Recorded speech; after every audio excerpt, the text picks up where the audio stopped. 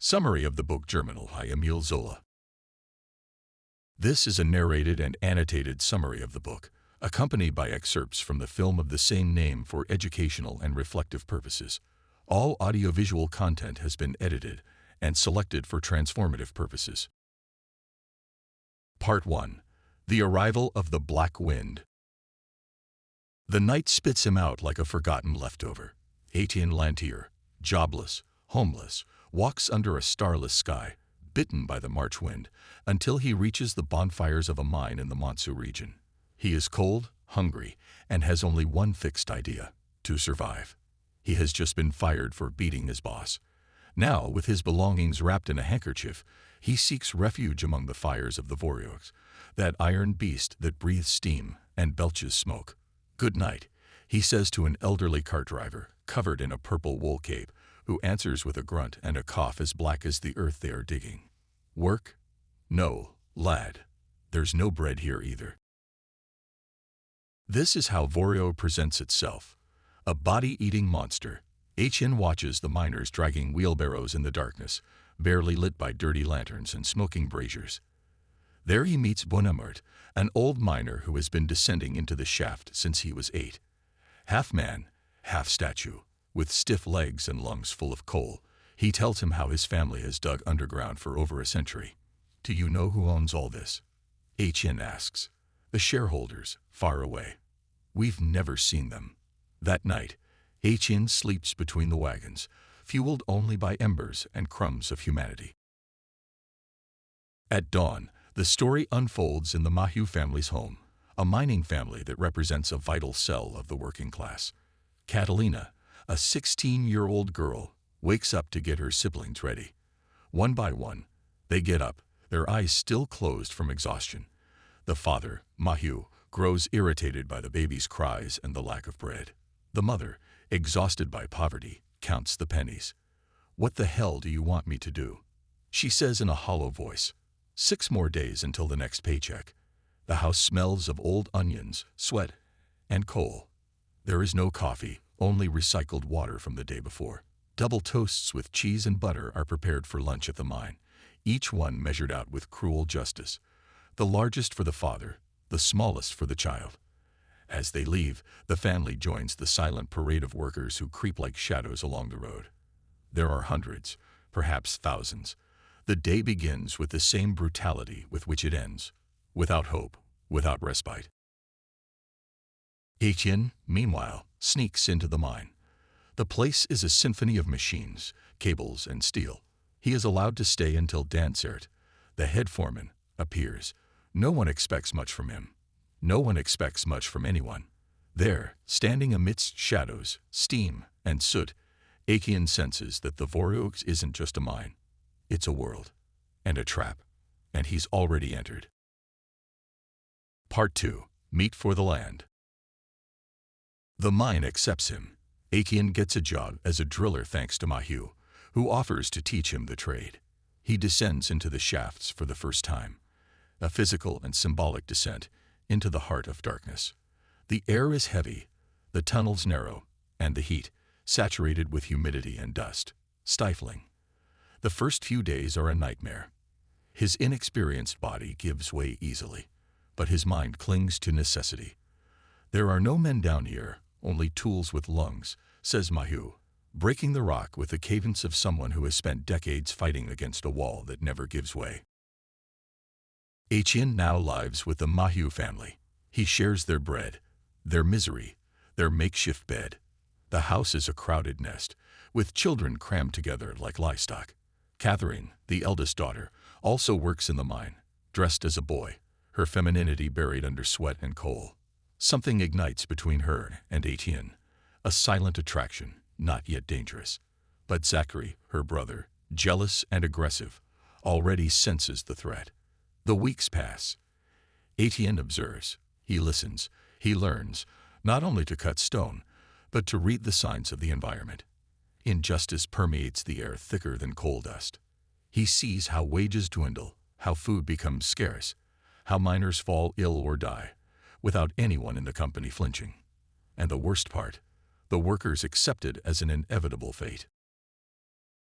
It's always been that way, Mahu says, without hatred, only with fatigue.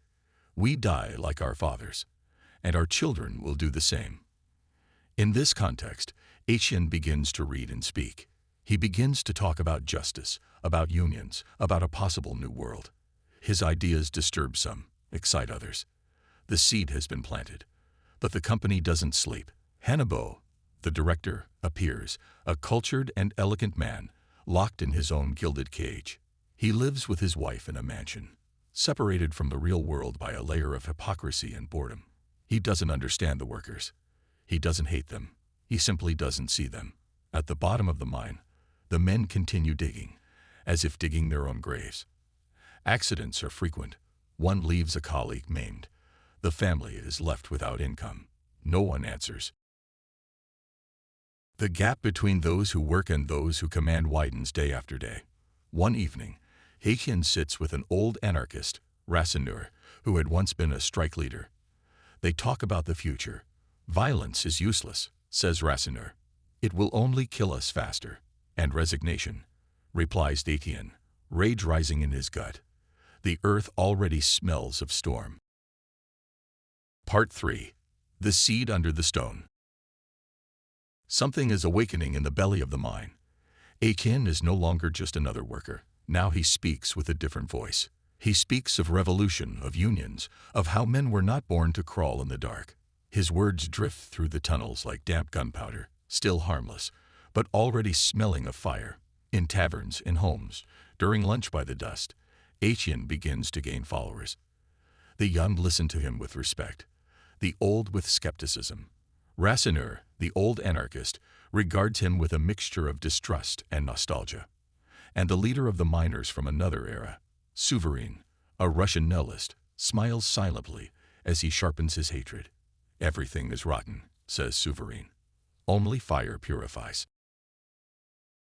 Meanwhile, on the surface, the company changes the rules. Without warning, it decides to cut wages using a new appraisal system. The wage per ton is reduced. The miners feel the blow like a slap in the face. Humiliation spreads through the pit like a poisonous gas. Why accept it, says Etienne. If just one rebels, they'll be crushed. But if everyone rises up, and the germ takes root, tensions multiply. Catherine, who is beginning to reveal herself more as a woman, approaches Etienne with a mixture of admiration and desire. But she also finds herself involved with Cheval, a brutal, possessive young man who treats her like property. Don't forget you're mine. He spits at her one night, squeezing her arm until it leaves marks. Etienne hates him. The conflict between them intensifies. Cheval represents the animal dominated by habit, by violence. Etienne is the new, the one who doesn't yet know whether he will flourish or whether he will be crushed. A clandestine assembly is organized. The miners talk, argue, hesitate. Etienne proposes a strike. Rasseneur considers it suicidal. Mahu, despite his doubts, ends up supporting it. There's no other option, he says, his gaze lost among the starving faces of his children. The strike is declared. At first, it is a demonstration of dignity. Families stay together. The workers march in peace. The pits are closed. Work stops. Voreux's silence is more deafening than her steamy breath. But the company counterattacks. It brings in workers from other regions, traders, men desperate for a day's wages. Tension turns to fury. They're stealing our bread. The women shout, let's not allow it. And so, amid shouts and stones, the strike begins to take shape. Etienne doesn't know it, but he's crossed a threshold from which there's no return. Part 4. The Breath of Rebellion. Etienne's words transform into action. The strike, at first orderly and hopeful, begins to boil like an abandoned cauldron. Hunger strikes the homes with the precision of an executioner. The misery is not new, but this time it is shared, spreading like an oil slick that sweeps away even those who still had doubts. The workers organize. They form pickets, patrol the entrances to the pits, and prevent scabs. Workers brought in from outside, from breaking the strike. At first, only shouts, then insults, and soon stones. Catherine, caught between her silent desire for Etienne and Cheval's possessive violence, finds herself dragged to the margins of the struggle. One morning, the group encounters some workers crossing the road to the mine. A clash erupts. Shouts. Punches. Catherine is dragged by Cheval, almost like spoils. Etienne follows her, hatred blazing in his eyes. "Do you think you own her?" Etienne roars. "She's not yours." "And what are you?" "A savior. A bourgeois with pamphlets." The struggle is no longer just political. It's personal. It's visceral. In the village, the bourgeois watch nervously. Hennebot, the director, visits the wells, tries to remain calm. His life, marked by an unfaithful wife and an emotional emptiness, contrasts with the growing roar of the village. He sees the fire approaching, but underestimates it. They're just workers. They'll scream, they'll tire, they'll come back. But not this time. The strike spreads to other mines. A procession of misery sweeps through the neighboring villages. Families walk together, in silence, as mines shut down one after another. The police intervene. Gendarmes patrol. Tensions boil. Souverine, the nihilist, watches everything from the shadows. He doesn't believe in change, only in chaos. This isn't resolved with speeches, Etienne. Only with fire. Days pass. Then weeks. Food dries up. Rage builds. Cold penetrates the bones. Children cry in empty houses. Solidarity erodes. The first ones abandon the strike. But others become radicalized. And then comes the day when everything explodes. A group of strikers, led by Etienne, Maheu, and some young men, heads for the still operating mines. This time, there's no room for shouting. Only stones and blows. One after another, the shafts are besieged, closed, and set on fire. A total riot. The police charge. The horses advance. There's blood in the mud. Maheu falls, wounded. Catherine is beaten by her own brother. Chaos reigns. Hennebot, from his window, watches the columns of smoke. "What do you want from me?"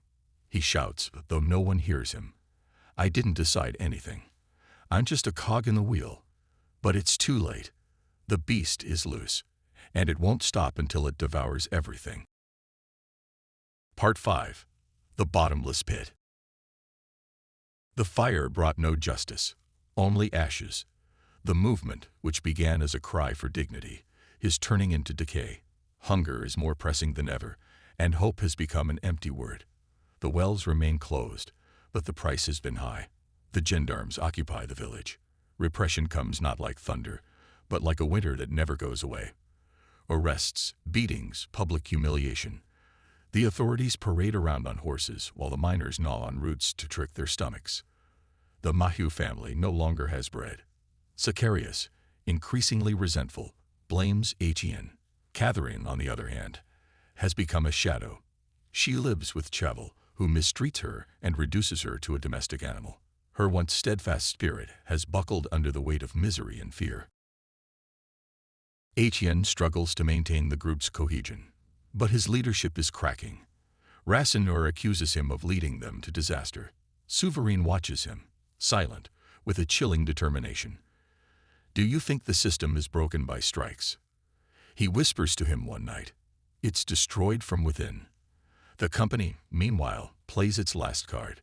Reopen the mines with new, armed, protected workers. The message is clear: either give in or die of hunger. Many surrender. Others turn into beasts. A child dies of exposure. A mother hangs herself. The despair is no longer collective. It's intimate, viscous. Etienne falls ill.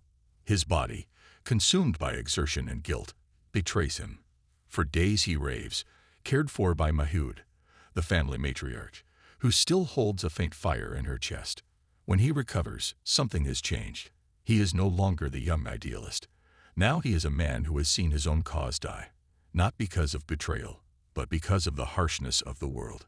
Souverine disappears. No one asks where he is.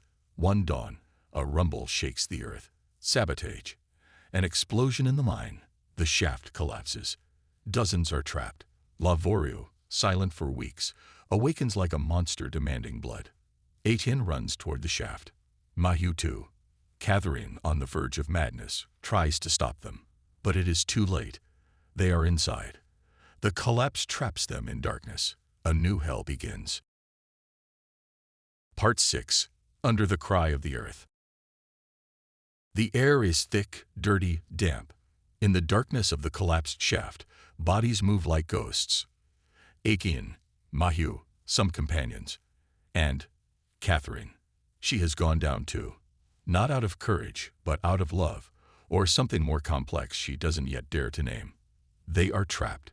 The gallery has collapsed, and the exit is blocked. All they can do is wait. Wait or die. Breathing becomes a luxury. Water drips from the walls, as if the earth were weeping. There's no air coming in. Someone murmurs, "If they don't get us out soon, this will be a grave." For days, eternal, abstract, they survive sharing crumbs, human warmth, and a hope that frays with each hour. The silence is interrupted by moans, deliriums, and prayers that dissolve into the rock. Maheu, always strong, begins to crumble. His body holds, but his mind gives way. He remembers his children, his wife, the lost days. One night, as he blindly tries to find a way out, a loose stone falls on him. He dies slowly, not with a scream, but with a sigh. It's cold," Catherine says, her voice breaking. Étienne buries him as best he can, with his hands, under a blanket of coal. The days blur together. They lose track of time. Hunger turns to delirium. One of the men dies. Another begins to scream. Catherine bursts into tears. Étienne clings to her voice like a rope. And then, in that hell of mud and darkness, something happens. "Listen," says Étienne. Thuds. There, in the rock. They're looking for them. Up above, the news of the disaster has stirred everyone. The company, fearing a public massacre, has ordered rescues. Days later, the rescuers find the gallery collapsed. They dig, break, sweat, and finally, they open a tunnel. Étienne and Catherine are pulled out, half alive, half ghosts. But not everyone returns. The mine falls silent. Families weep. Some pray. Others stare into space. The strike is over. There is no victory, no revenge, only death. And yet, something remains beneath the earth, something that never dies. A seed. Part 7. Something moves in the darkness. The wind blows through Montsu as if it wanted to carry away the memory of everything that happened. The strike has died down. The mine has reopened. The company has won, apparently. Catherine, weak, returns to the family home, now in ruins. Her eyes no longer shine. Her body, marked by confinement, moves with the slowness of someone who has seen too much. But she has returned. Étienne also survives. But he is not the same. The hands that once wielded words like torches now tremble with guilt. The guilt of Maheu's death, of the children who will not eat, of a revolt that never flourished. "We failed," she says to Maheu, who listens without taking her eyes off the fire. "No," she replies without raising her voice. "You planted something. And that something, though buried in blood, breathes." The boy, defeated, humiliated, disappears. Souverain, the true architect of the sabotage, flees without a trace. Rasseneur becomes an innkeeper, a man without passion. The bourgeois continue with their dinners. The children, with their enormous eyes, continue to be born for dust. But something has changed. Étienne senses it as he says goodbye. He won't stay. He can't. He must leave. His journey, his cause, must continue elsewhere. Before he leaves, he says goodbye to Catherine. There are no kisses, just a shared glance between two survivors. "Someday, Catherine, someday I will return," he says. She nods. Not with hope, but with faith. Étienne walks. He leaves behind the mine, the village, the corpses. He walks into the unknown. But as he moves forward, the roots of what he sowed cling beneath the earth. And then, in the last lines of this endless winter, Zola leaves a message. Beneath the disturbed earth, beneath the ruins of the collapsed shaft, beneath the bodies, something germinates. Invisible, yes, but alive. The seeds sleep, but not forever. End of Germinal. This video is for educational purposes only and is not intended to replace the original work or film. Get the book at planetalibro.com.